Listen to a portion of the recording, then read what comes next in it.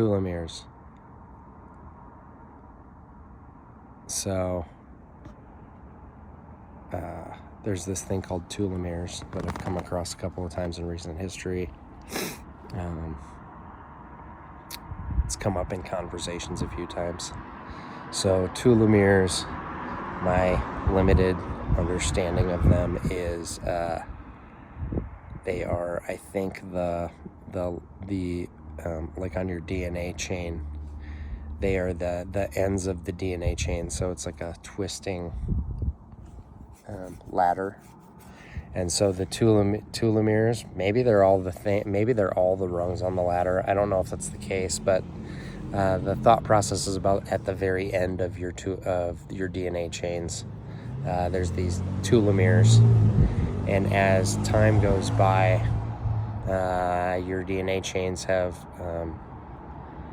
the ability to, or they degrade over time, and so the rungs on the edges of the ladder start to break down and don't, as your DNA is recreating itself, it starts to leave off rungs at the end.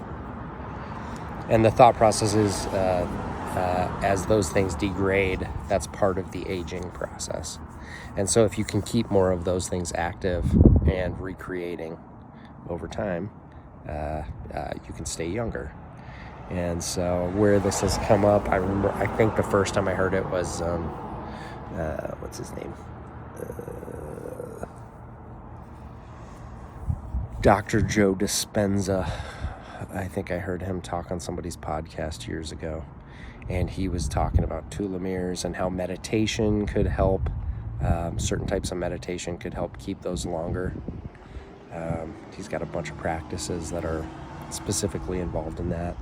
And then I also came across it in regards to subjecting your body to extremes. And so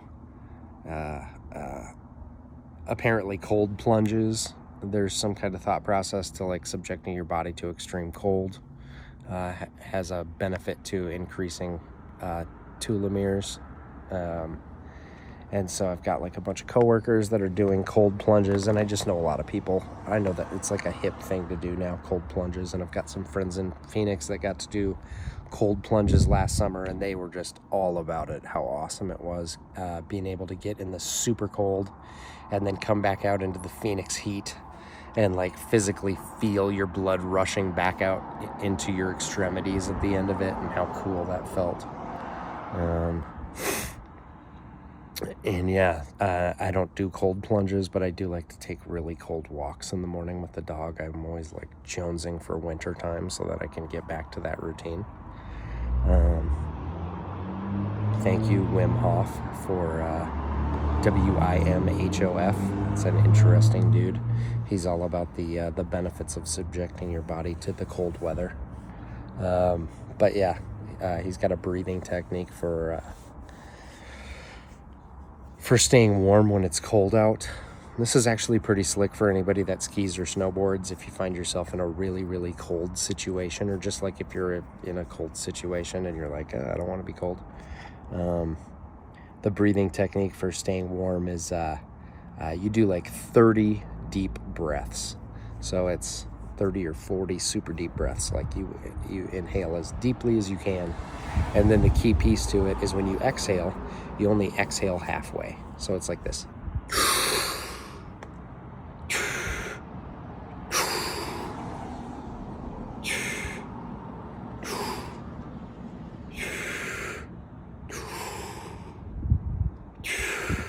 So I don't know if you can tell, but this would be like a full exhale.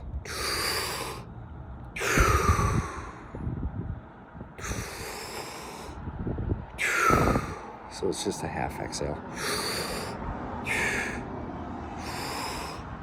And something about just doing that half exhale over-oxygenates your blood. And I don't know, it's kind of magical how it works. It actually, if you do it 30 or 40 times, almost immediately you're like, holy shit, it's like 32 degrees out, and I'm comfortable in a bareback in a pair of shorts, and this is kind of crazy. So anyway, So that cold breathing techniques to overcome it or whatever, while you're still subjecting your body to these extremes.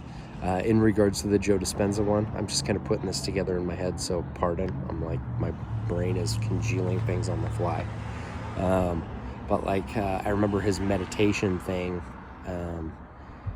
I think it's on YouTube, but it's a similar kind of breathing technique where you are over oxygenating your blood.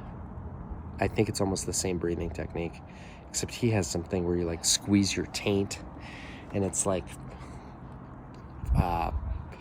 squeezing your taint somehow like makes the spinal fluid pump around your spine.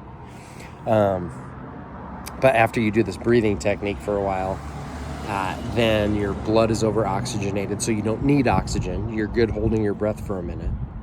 But when you hold your breath, the procedure is over oxygenate your blood, so a whole bunch of deep breaths, and then instead of like if you think about when you like have a breath holding contest at the pool when you're a little kid, like I'm gonna dunk under and let's see who can hold their breath the longest. Everyone does the same thing where it's like before you go underwater you go and then you go underwater, right? And that inhaling thing has a benefit to your brain where it goes, I just took a deep breath and I know that I have oxygen to spare, and so I'm good. So with the Joe Dispenza technique, it's you do that over oxygenating of your blood, and then you it would be almost as if you were getting ready to plunge yourself under the water and hold your breath, but instead of inhaling, you do a 100% exhale. So, and then you're like, now I'm underwater. And it has a weird mental effect on your brain where your brain goes, holy shit, dude, you did not take a breath before you went underwater. You're gonna fucking suffocate. And so as your intent is to hold your breath as long as you can, and it freaks your brain out. Even though you know, the key piece is like realizing that, nope, my blood has enough oxygen in it to last for, I don't know, a minute, two, maybe even more. But what it does is it, when you exhale and then hold your breath, like adrenaline just starts dumping into your body, because it's just your brain is like, holy shit, you're gonna drown right now. And so you end up with all this extra adrenaline.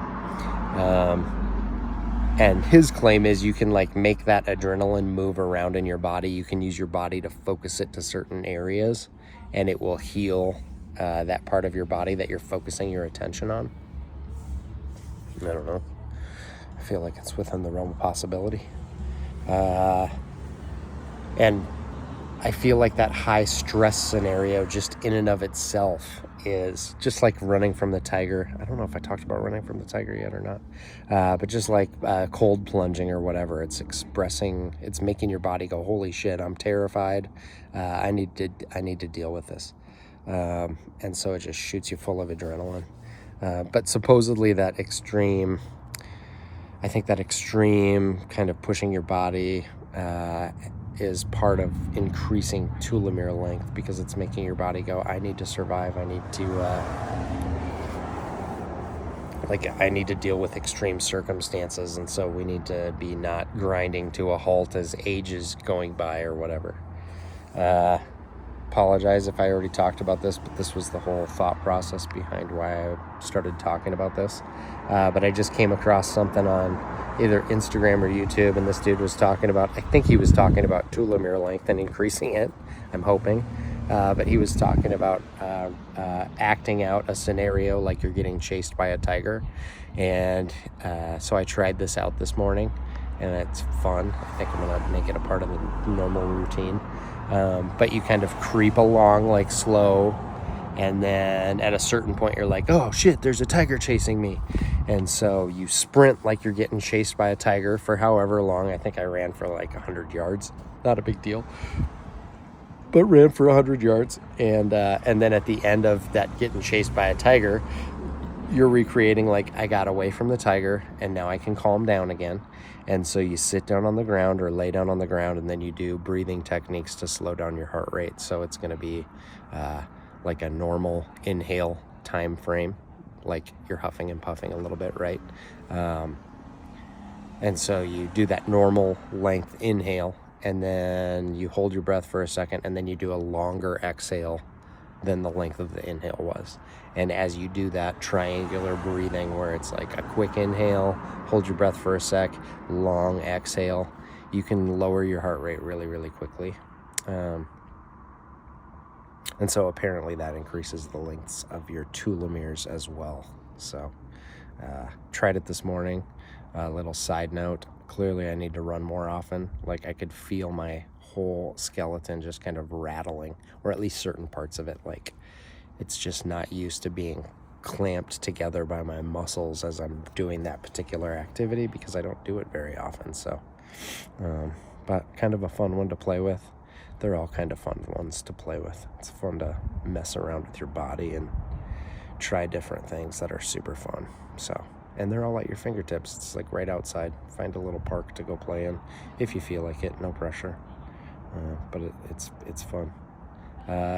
Just another little thing I'll throw in here randomly. This has been super fun lately. Skipping is awesome. Like, way more fun than just walking. So if you get a chance to, like, while you're out walking your dogs or just going for a walk or whatever, dude, try skipping for 100 yards. It is as fun as when you're a kid, if not more fun. So skipping backwards